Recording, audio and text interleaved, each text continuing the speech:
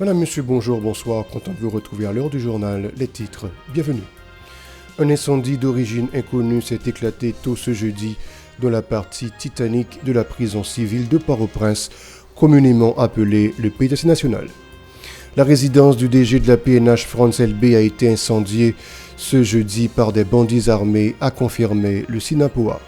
Le Sénat américain a ratifié ce jeudi la nomination de Dennis Anklins, ambassadeur des États-Unis en Haïti. L'ancien député de la circonscription de Marigot, Deus Derounet, a rejeté l'alternative de la CARICOM et des acteurs politiques haïtiens visant à installer à la tête du pays un conseil présidentiel de transition composé de 7 membres. Il a proposé un exécutif bicéphale dont le président serait issu de la Cour de cassation. La résistance de la mobilisation du Sud s'oppose à la décision de la CARICOM pour mettre en place un conseil présidentiel de 7 membres. Selon la résistance, il revient au peuple haïtien de faire son choix. Et puis l'ONU prévoit de créer un pont aérien entre Haïti et la République dominicaine pour faciliter la distribution de l'aide humanitaire dans le pays. Des structures politiques ont transmis mercredi à la communauté des Caraïbes CARICOM le nom de leurs représentants pour la formation du conseil présidentiel de transition. Restez avec nous pour le développement. Si vous jugez que cette vidéo est intéressante, n'hésitez pas à liker et partager la vidéo. Et surtout, n'oubliez pas de vous abonner à cette chaîne et activer la cloche de notification pour ne pas louper aucune de nos vidéos.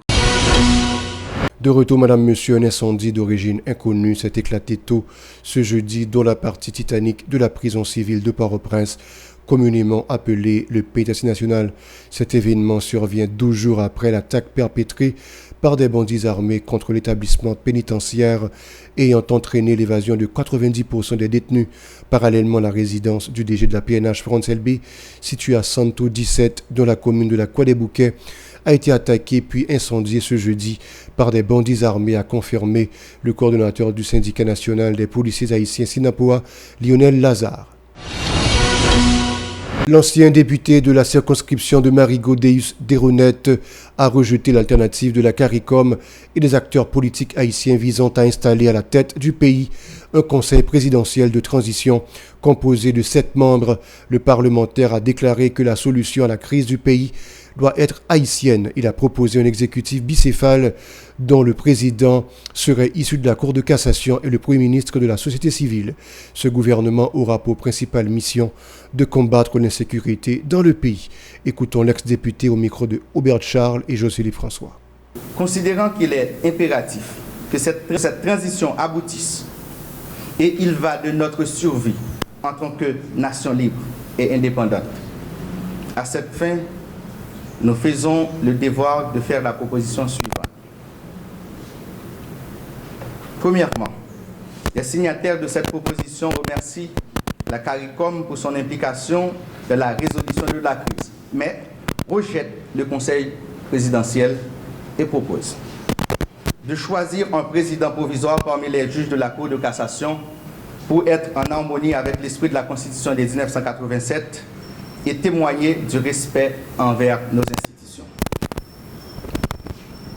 B. De choisir un cadre intègre de l'administration publique ou un technicien expérimenté et exemplaire issu de la société civile comme Premier ministre. De monter un gouvernement de techniciens restreints avec 12 ministères. De nommer un cadre spécial avec rang de ministre pour assurer dans l'intérêt des collectivités territoriales la médiation entre FENAB, FENACA, FENASEC, FENADEVI et de l'administration centrale de l'État. Deuxième point, signer un accord interne sur la sécurité. Petit a, négocier avec les groupes armés à partir des conditions spéciales pour le désarmement et la réinsertion. Plus loin, l'ancien député de Marigot s'oppose à la proposition visant à accorder l'amnistie aux bandits armés. Cependant, il souhaite la formation d'une commission chargée d'enquêter sur le nombre de victimes de l'insécurité survenant entre 2019 et 2024. Le député Deus Derounet conseille au gouvernement de transition de travailler à la mise en place d'un conseil électoral provisoire en vue d'organiser des élections crédibles et honnêtes. Écoutons-le. Créer une commission multilatérale afin d'établir la vérité sur les hommes et femmes sanctionnés dans le strict respect des intérêts de l'ensemble de la société haïtienne. C'est mettre en place une commission chargée de la réparation des victimes de l'insécurité en Haïti de 2019 à 2024. Troisième élément, mettre en place un CEP crédible avec des personnalités compétentes et expérimentées afin de réaliser des élections libres et transparentes. Notamment, les signataires de cette solution, sans être interdits d'occuper une fonction, ne réclament aucun poste dans la transition. Aussi, la négociation avec les sanctionnés et les hommes armés ne les donne pas le droit de faire partie de la transition, ni de choisir les autorités de la transition. Ils seront des bénéficiaires comme tous les citoyens. Merci. La résistance de la mobilisation du Sud s'oppose à la décision de la CARICOM pour mettre en place un conseil présidentiel composé de 7 membres. Selon Josué Barthélémy, l'un des membres de la résistance, la communauté internationale a échoué. Il revient au peuple haïtien de prendre en main son destin. Écoutons-le au micro de Franzou Laguerre, notre correspondant dans la ville d'Ekaï. Aujourd'hui, CARICOM, qui gagne quelques petits pays là-dedans, côté tout le monde connaît, et petits pays, c'est des petits pays que nous-mêmes, Haïti, et pendant longtemps avant tout pays ça yo qu'a fait pays d'Haïti la loi.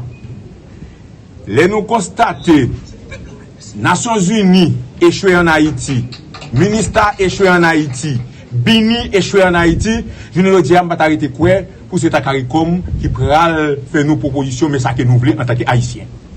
Et c'est ça que m'a dit peuple haïtien nous pas bailler les dans bataille ça. Bataille ça son dernière bataille pour que le peuple haïtien sorti dans tout côté lié pour nous capable prendre destin nous en main.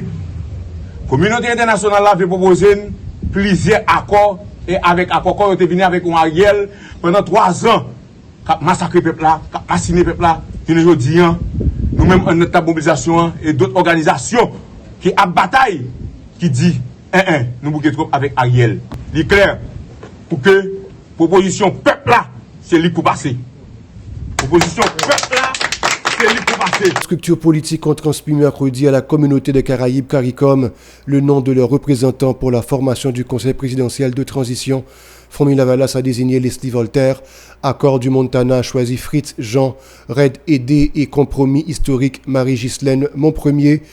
Le vaillant Louis Jeune, accord du 21 décembre, Vickerson Garnier et le secteur privé a désigné Laurent Saint-Cyr. La société civile n'a pas encore transmis les noms des 2 représentants auxquels le rôle d'observateur a été attribué. Le Sénat américain a ratifié ce jeudi la nomination de Dennis Hankins, ambassadeur des États-Unis en Haïti. Depuis la démission de l'ambassadrice américaine Michelle Sisson au mois d'octobre de l'année 2021, l'ambassade des États-Unis en Haïti n'a pas eu d'autre ambassadeur que le chargé d'affaires Eric Stromayer. Le responsable de communication à la sécurité nationale, John Kirby, a déclaré qu'en cette période de crise qui sévit en Haïti, il est urgent et impérieux pour la Maison-Blanche d'avoir un ambassadeur sur place. De son côté, l'ambassade du Canada en Haïti a annoncé ce jeudi une réduction de son personnel en raison de l'insécurité. L'Organisation des Nations Unies en Haïti envisage de créer un pont aérien entre Haïti et la République dominicaine pour faciliter la distribution de l'aide humanitaire en Haïti, a annoncé mercredi la mission de l'ONU en Haïti sur X. Cette décision a été prise à cause de l'insécurité galopante dans le pays en crise. Par ailleurs, il a informé mercredi que le personnel moins important sera évacué. De l'autre côté, le gouverneur de la Floride, Ron DeSantis, prévoit de déployer plus de 200 officiers et soldats pour surveiller les côtes sud de cet État afin de combattre les navires illégaux qui pourraient transporter des Haïtiens fuyant le pays. Le 8 mars, l'unité maritime de la police des îles Caïcos a déclaré avoir intercepté un bateau transportant 31 migrants haïtiens de 22 hommes et 9 femmes, tandis que le 7e district de la garde-côte aux Bahamas a annoncé mardi avoir rapatrié 65 Haïtiens de bateau en détresse. Selon le bureau du gouverneur de la Floride, dans un communiqué, lorsqu'un État est confronté à la possibilité d'une invasion, il a le droit et le devoir de défendre son territoire et sa population. Voilà, c'est la fin du journal. Restez avec nous pour la suite de la programmation.